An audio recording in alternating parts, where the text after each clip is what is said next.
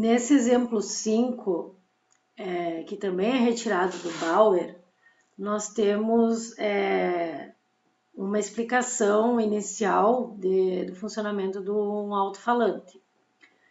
Então, o exemplo diz assim: todo alto-falante produz som exercendo uma força magnética sobre o enrolamento de áudio em um campo magnético, como mostrado na figura. O enrolamento móvel de áudio está ligado ao cone do alto-falante, que de fato produz os sons. O campo magnético é produzido por 2 ímãs permanentes, como ilustrado na figura. A intensidade do campo magnético é 1,50 Tesla. O enrolamento de áudio é constituído por 100 espiras de fio que conduz uma corrente de 1 mA. O diâmetro do enrolamento de áudio é 2,50 centímetros. Aí a pergunta é: quanto vale a força magnética exercida pelo campo magnético sobre o enrolamento de áudio do alto-falante?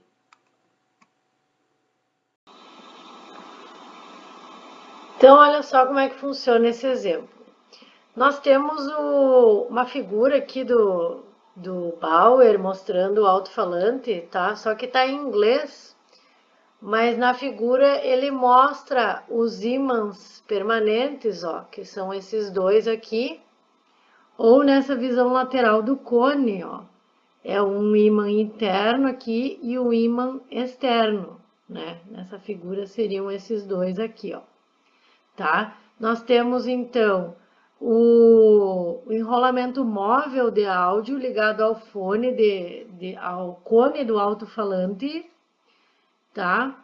Esse enrolamento móvel de áudio esse enrolamento aqui é uma bobina, tá? Tanto que ele fala, ó, que é constituído de N espiras, 100 espiras, são 100 voltas de enrolamento aqui, ó, de fio, tá? Aí ele dá o diâmetro desse enrolamento de áudio. Percebam que esse diâmetro é esse diâmetro aqui, ó, nessa figura, ó, ou esse diâmetro aqui, tá? Então, nós temos essa bobina com 100 voltas e aqui passa uma corrente e olhem a direção do campo magnético. O campo magnético são essas linhas vermelhas aqui, ó. O campo está como se fosse irradiando aqui em torno do ímã, ó. E aí ele vai cruzar, já que isso aqui é um enrolamento circular, sempre perpendicular à corrente que passa pelo enrolamento circular, certo?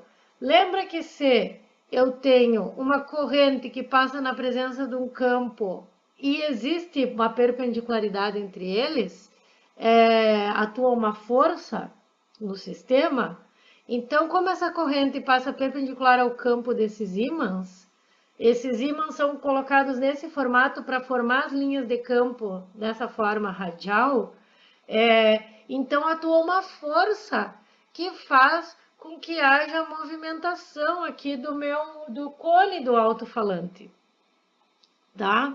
Então é essa força magnética que faz com que haja essa vibração, que no fim vai ser convertida em áudio, né? Em som, tá? É a força magnética sobre esse enrolamento de áudio que passa uma corrente na frente desse campo magnético, que são essas linhas vermelhas.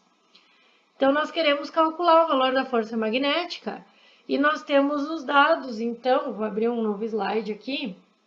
Nós temos que o valor do campo é 1,50 Tesla. O número de enrolamentos, vocês vão ver, eu chamo número de espiras de Nzão nas nossas fórmulas, tá? E é um número. Então, vocês vão ver nas fórmulas futuras que eu sempre vou usar um Nzão, mas é a mesma coisa que o Bauer usou um Nzinho, número de voltas, número de enrolamentos, tá? A corrente é 1 mA, passando para ampere, né, no sistema internacional, é 10⁻⁻3. O diâmetro do enrolamento de áudio não é diâmetro de fio, eu mostrei ali na figura, né? É 2,5 centímetros. E a gente quer calcular a força naquele enrolamento que passa corrente. Se passa corrente, eu vou usar essa fórmula com corrente aqui, ó, que tem o seno θ.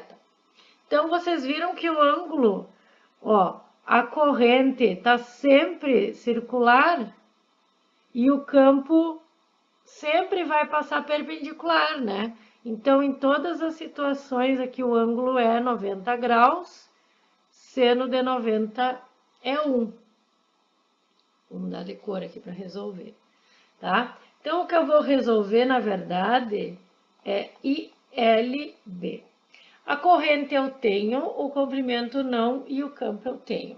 Então, o que eu preciso saber? O comprimento do enrolamento de áudio, do fio que está enrolado ali naquela bobina. Então, como que eu vou saber? Eu sei quantas voltas eu tenho de fio. Seja qual for o comprimento, eu vou ter que multiplicar. Eu posso descobrir o comprimento de uma volta e multiplicar pelas 100 voltas, né? Olha onde que está enrolado o meu fio, ó, numa circunferência com o diâmetro que a gente conhece. A gente sabe o comprimento da circunferência, 2πr, né? A gente não tem o valor do raio, mas a gente sabe que 2 vezes o raio é o diâmetro do enrolamento circular, ó. Então, a gente tem esse valor, nós vamos usar o diâmetro, então, fornecido. Parecia que esse diâmetro não ia servir para nada, mas ele vai aqui no cálculo do comprimento. Então, para calcular a força, se eu souber o comprimento do fio, né? A força vai ser ILB, né? Onde o meu comprimento é N vezes o diâmetro vezes π. Então, vou substituir tudo.